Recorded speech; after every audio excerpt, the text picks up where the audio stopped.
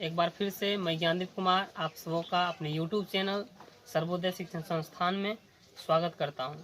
पिछले वीडियो में हम लोगों ने स्फेरिकल मिरर से रिलेटेड कुछ डिफिनेशन देखे थे और पार्ट 7 के वीडियो में यानी आज के वीडियो में हम लोग स्फेरिकल यानी प्लेन मिरर के बारे में जानेंगे, समतल दर्पण के बारे में और उसका कुछ कैरेक्टर जानेंगे। तो आइए स्टार्ट करते हैं। समतल दर्पण प्लेन मिरर।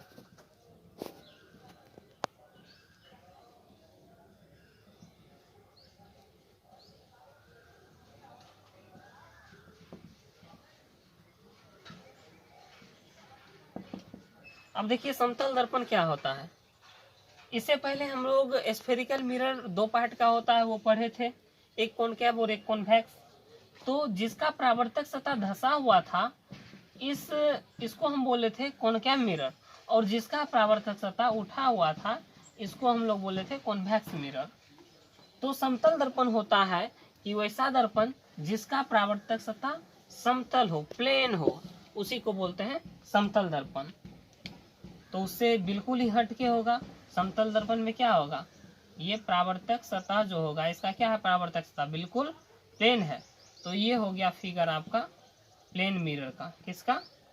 प्लेन मिरर का। तो इसको हम लोग डिफाइन किस तरीके से करेंगे कि वैसा दर्पण जिसका परावर्तक सतह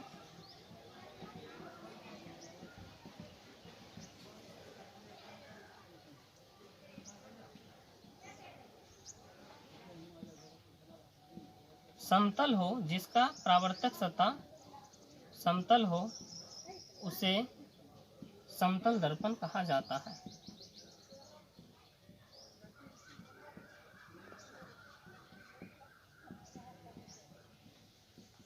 उम्मीद करते हैं समतल दर्पण समझ में आ गई होगी। इसके बाद हम लोग स्टार्ट करते हैं कि समतल दर्पण की विशेषताएं क्या होती है। समतल दर्पण की विशेषताएं, समतल दर्पण की विशेषताएं।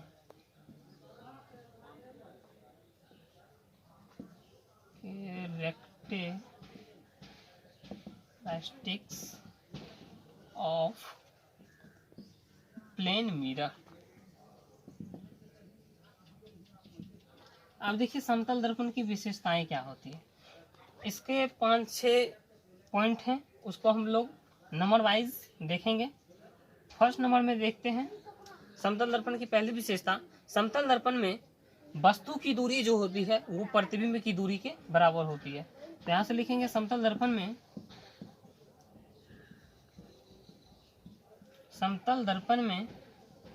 वस्तु की दूरी प्रतिबिंब की दूरी के बराबर होती है।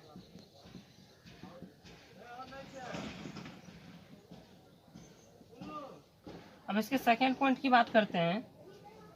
अब समतल दर्पण में जो वस्तु का आकार होता है वही प्रतिबिंब का आकार होता है, यानी प्रतिबिंब का आकार वस्तु के आकार के बराबर होता है। तो सेकेंड पॉइंट में हम लोग लिखेंगे कि समतल दर्पण में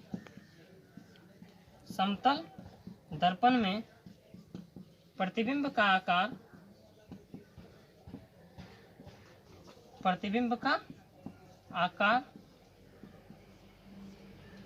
वस्तु के आकार के बराबर होती है। वस्तु के आकार के बराबर होती है। उसके बाद हम लोग थर्ड पॉइंट की चर्चा करते हैं। अब देखिए, मान लीजिए कि कोई मनुष्य है, किसी भी मनुष्य को समतल दर्पण में अपना पूरा प्रतिबिंब देखना है, तो समतल दर्पण की ऊंचाई क्या होगी। तो मनुष्य जितने हाइट का रहेगा, मान लीजिए ये कोई मनुष्य है, मनुष्य की ऊंचाई है 10 फीट। तो इस मनुष्य को 10 फीट के मनुष्य को समतल दर्पण में अपना पूरा प्रतिबिंब देखना है, तो कितना समतल दर्पण की ऊंचाई कितनी लेनी होगी, ये मनुष्य समतल दर्पण में अपना पूरा प्रतिबिंब देख ले। तो इसकी ऊंचाई की आधी, यानी मनुष्य की ऊंचाई की आधी, यानी समतल दर्पण की जो ऊंचाई होगी वो मनुष्य की ऊंचाई की आधी होनी चाहिए। तो मनुष्य की ऊंचाई 10 फीट है, तो 10 फीट का आधा कितना हो जाएगा, 5 फीट। तो समतल दर्पण की ऊंचाई जो लेनी होगी, ये लेनी होगी आपकी 5 फीट। तो मनुष्य जो होगा अपना पूरा प्रतिबिंब समतल दर्पण में देख पाएगा। तो इसको पॉइंट बना के लिखते हैं। किसी मनुष्य को समतल दर्पण में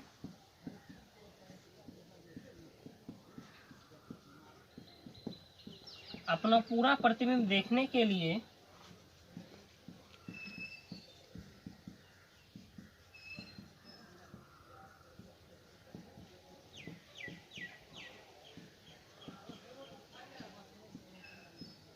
समतल दर्पण की ऊंचाई, समतल दर्पण की ऊंचाई मनुष्य की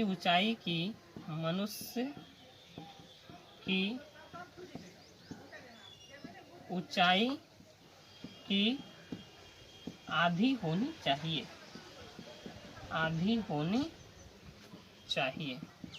तब मनुष्य जो है अपना पूरा प्रतिबिंब समतल दर्पण में देख पाएगा। अब नेक्स्ट पॉइंट की चर्चा करते हैं।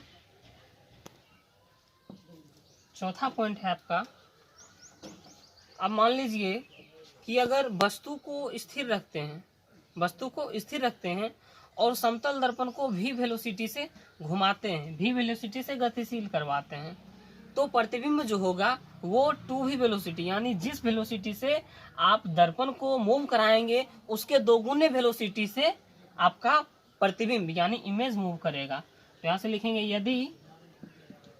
यदि वस्तु को स्थिर रखा जाए,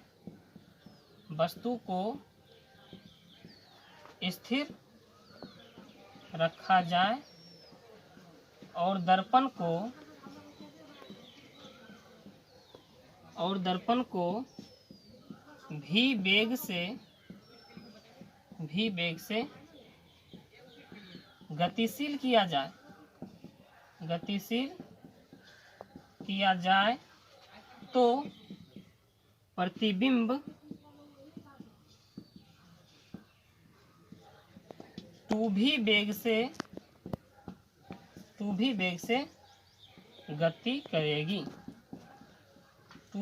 गति करेगी। मान लीजिए कोई यहाँ पे वस्तु रखा हुआ है, ठीक है, और ये कोई आपका प्लेन मिरर है।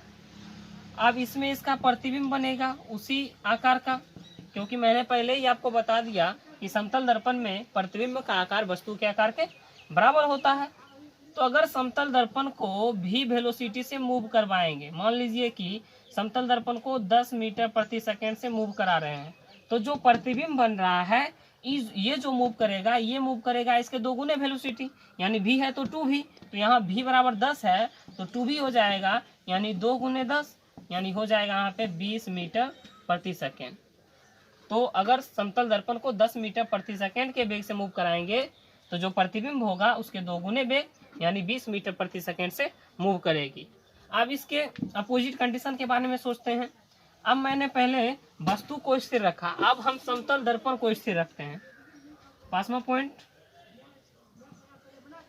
यदि समतल दर्पण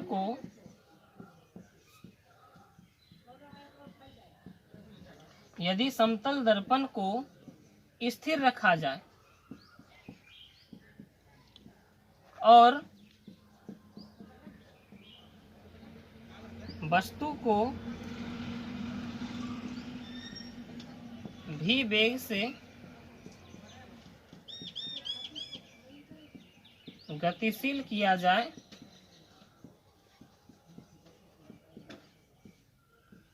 तो प्रतिबिंब जो होगा, प्रतिबिंब भी वेग से गति करेगी।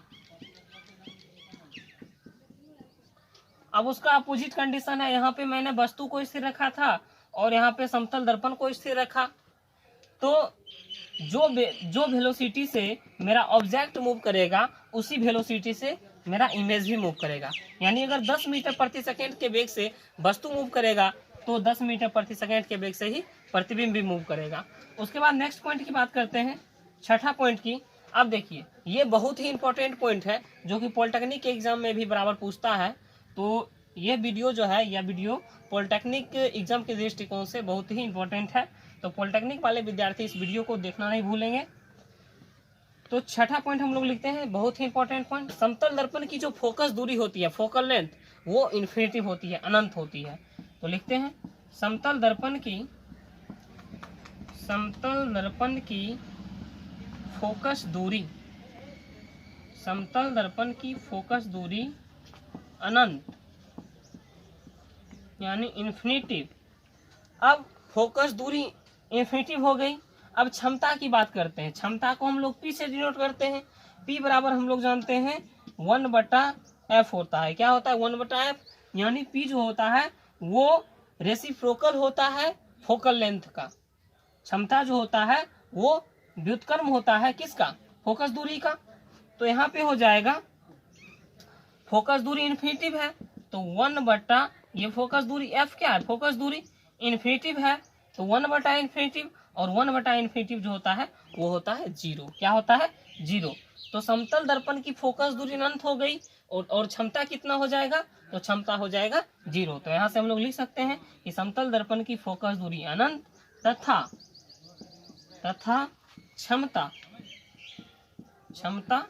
शून्य होती है। और शून्य कैसे होती है आप लोग देख रहे हैं। अब हम लोग नेक्स्ट पॉइंट की चर्चा करते हैं, सातवां पॉइंट की चर्चा करते हैं। अगर मान लीजिए कि दो समतल दर्पण है और उसके बीच कोई एंगल बन रहा है, 60 डिग्री बन रहा है, 30 डिग्री बन रहा है, और उस दोनों समतल दर्पण के बीच कोई पार्टिकल रख दिया जाता है, कोई मनुष्य है या कोई वस्तु रख दिया जाता है, तो उसके प्रतिबिंब की संख्या कितनी होगी? तो उसके प्रतिबिंब की संख्या के लिए हम लोग फॉर्मूला यूज करते हैं, जिसको हम लोग देखते हैं। आइए देखते हैं। यदि दो समतल दर्पण के बीच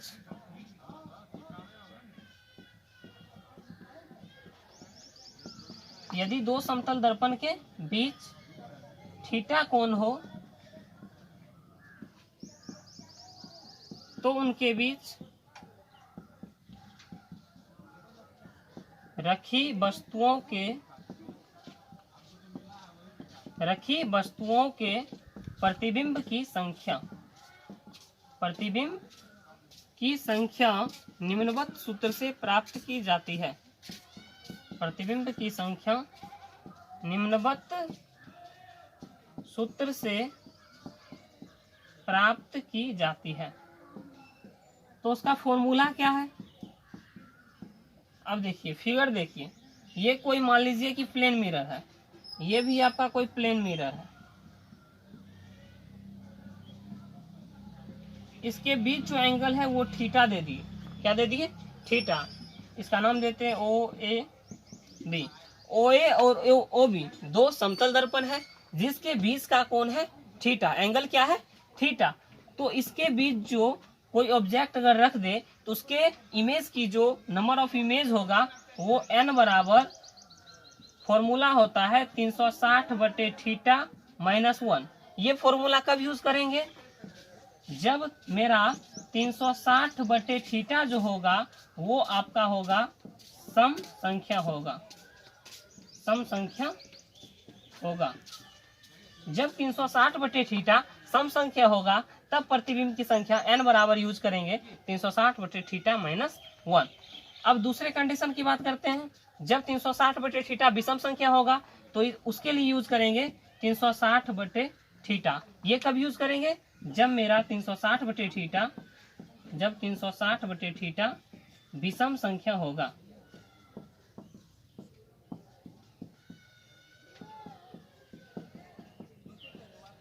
इसको हम लोग एक न्यूमेरिकल लेके बनाते हैं, बहुत अच्छे से समझेंगे क्वेश्चन लेके।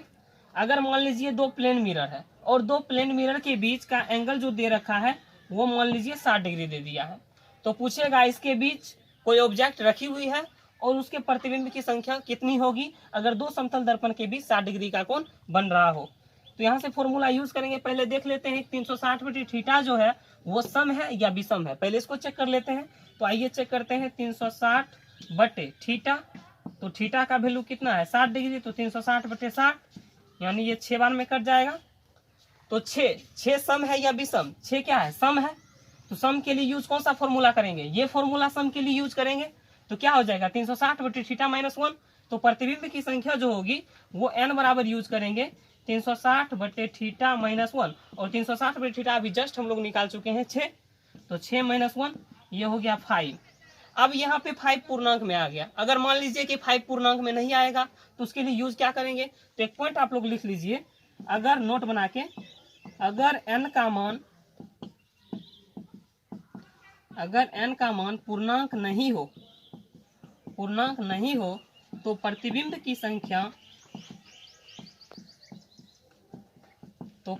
की संख्या अगले पूर्णांक के बराबर होती है। अगर मान लीजिए दशमलव में आ गया,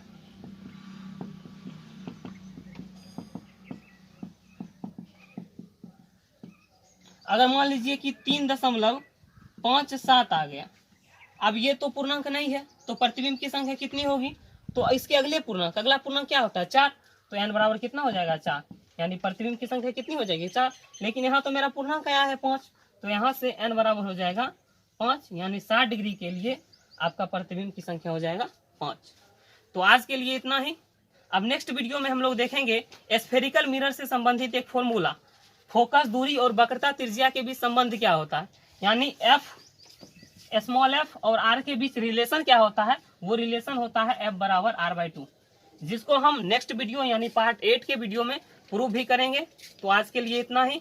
अगर ये वीडियो आपको अच्छी लगी हो तो जरूर चैनल को सब्सक्राइब करें और अपने दोस्तों में शेयर भी करें, और कमेंट करके हमको बताएं ये वीडियो आपको कैसी लगी है। अगर कुछ कमी रह गई है तो उसको हम अगले वीडियो में पूरी करने की कोशिश करेंगे। आज के लिए थैंक यू।